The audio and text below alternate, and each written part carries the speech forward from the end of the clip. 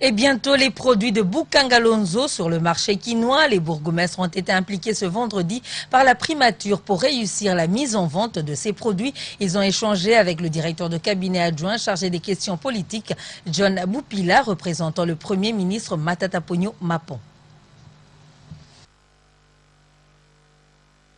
Le gouvernement de la République s'attaque désormais au social des Congolais, tel que voulu par le président de la République, Joseph Kabila Kabange.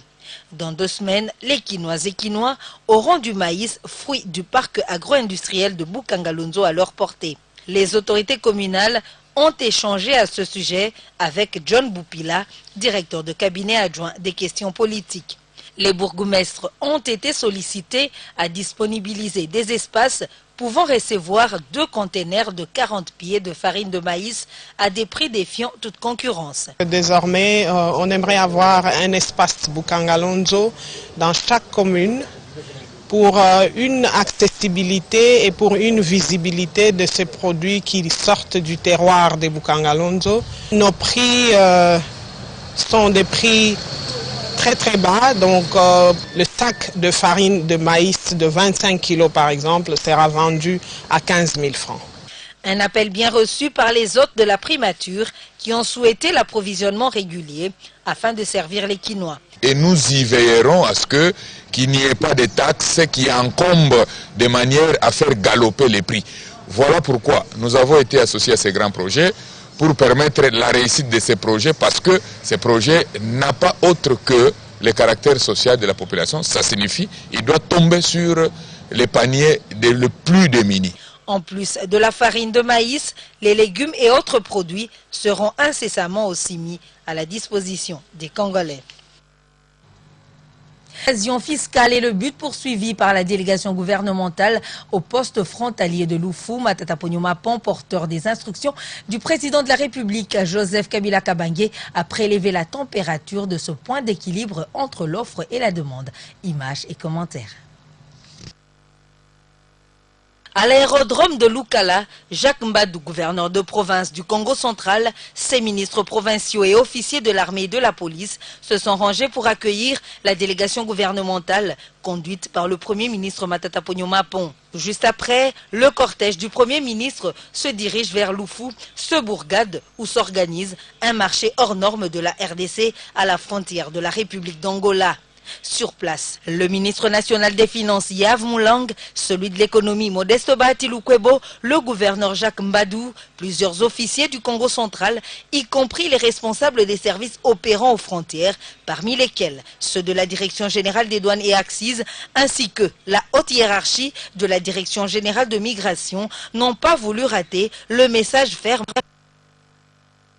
qu'apporte l'homme de la rigueur au nom du président de la République, Joseph Kabila Kabange, à savoir mettre un terme à l'évasion fiscale et à l'hémorragie financière qui prive l'État congolais d'une partie de ses moyens. Parce que nous avons été presque à la frontière entre l'Angola et la République démocratique du Congo. Nous avons vécu des réalités qui méritent d'être corrigées rapidement. Les soucis du président de la République, en nous envoyant sur terrain, c'était de venir voir de nos propres yeux la réalité qui ne conforte pas l'émergence de la République démocratique du Congo.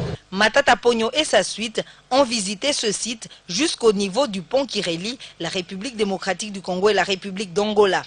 Une occasion pour Matata Ponyo Mapon de prélever la température de ce point d'équilibre entre l'offre et la demande. Pour le gouvernement congolais, le poste de Loufou devra dans les prochains jours répondre aux standards internationaux. D'ailleurs, des projets gouvernementaux y sont prévus.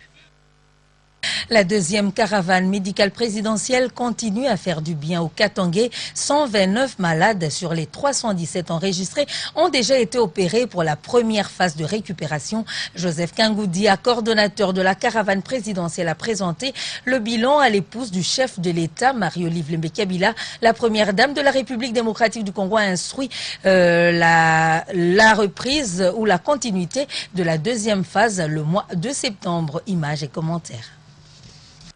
On a fait 317 Dr Kangoudia, coordonnateur national de la 2e caravane médicale du Katanga, est venu présenter à la première dame de la République démocratique du Congo le bilan de la première phase de récupération des malades du Katanga. Au total, 129 cas ont été opérés sur les 317 enregistrés. Et nous avons été à Lubumbashi du 1er au 12 août dernier, où nous avons pris en charge 129 malades sur les 317 qui étaient prévus. Qui sont au programme.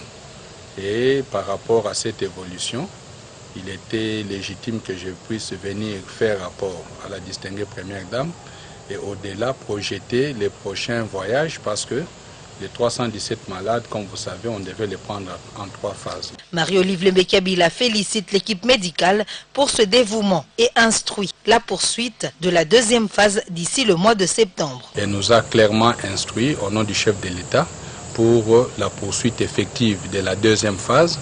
Elle a également apprécié le fait que les malades qui devraient venir de Lubumbashi pour être opérés ici à Kinshasa ont déjà été pris en charge. Et la promesse est que, à l'accoutumée, toutes les dispositions seront prises. C'est ainsi que j'en appelle déjà à tous ceux qui sont concernés, les malades, les professionnels de santé de Kinshasa comme de Lubumbashi, de s'apprêter parce que d'ici mi-septembre, je crois que l'équipe rentrera sur place pour poursuivre le respect de la promesse et des engagements pris par l'autorité. Le couple présidentiel suit de près l'évolution des soins gratuits à tous les vulnérables qui comptent énormément sur eux.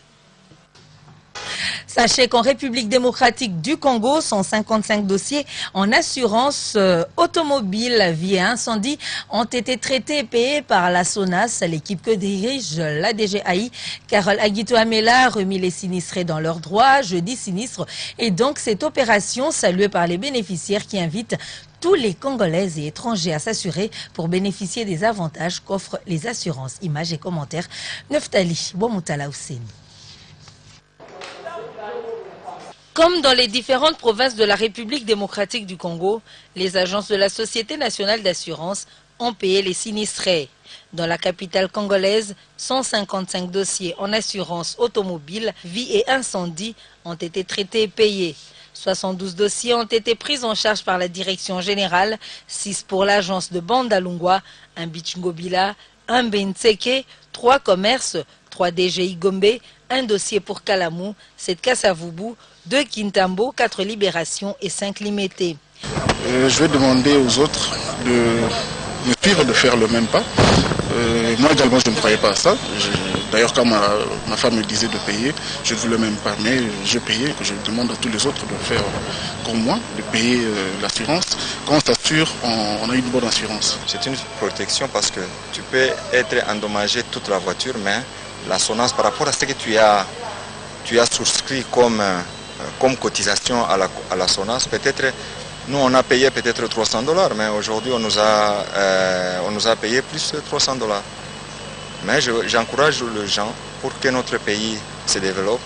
Il faut que chacun prenne ses responsabilités et de venir payer peut-être la SONAS. Sous la direction de l'ADGAI Carole Aguito Amela, les autres agences ont aussi traité des dossiers. Massina 2, Ndolo 1, Ngaliema 2, Ngiringiri 3, Njili 3, Njili 8, 5 dossiers pour Nsele Maluku, 6 pour 30 juin, Ngaba 4 et Sosimat 2. Et puis le journal Mpifo vient d'écoper une suspension de 30 jours. Ainsi en a décidé les membres de l'Assemblée plénière du Conseil supérieur de l'audiovisuel et de la communication au cours de la 41e session ordinaire. Plusieurs autres points ont été examinés. Suivez le rapporteur du CESAC, Chantal Kanyimbo, au micro de Vicky Moukeba et Baudrimata. Du Conseil supérieur de l'audiovisuel et de la communication, qui a examiné plusieurs points inscrits à l'ordre du jour, notamment des demandes d'avis de conformité et d'avis conformes.